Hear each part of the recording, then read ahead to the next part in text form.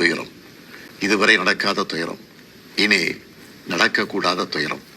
மருத்துவமனைக்கு நான் நேரில் போய் பார்த்த காட்சிகள் இன்னும் என் கண்ணை விட்டு அகலல. கனத்த மனநிலையிலையும் துயரத்திலையும் தான் இன்னும் இருக்கேன்.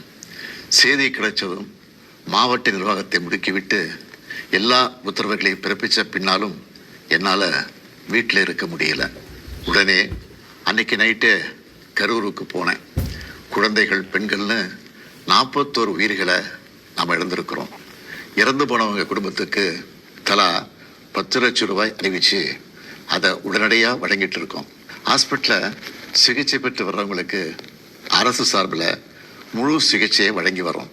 நடந்த சம்பவங்களுக்கான முழுமையான உண்மையான காரணத்தை ஆராய முன்னாள் நீதியரசர் அருணா ஜெகதீசன் அவர்கள் தலைமையில் ஒரு நபர் விசாரணை ஆணையம் அமைக்கப்பட்டிருக்கு. ஆணையத்தோட அறிக்கை அடிப்படையில் அரசோட அடுத்த கட்ட நடவடிக்கையில் இருக்கும்னு உறுதியளிக்கிறேன்.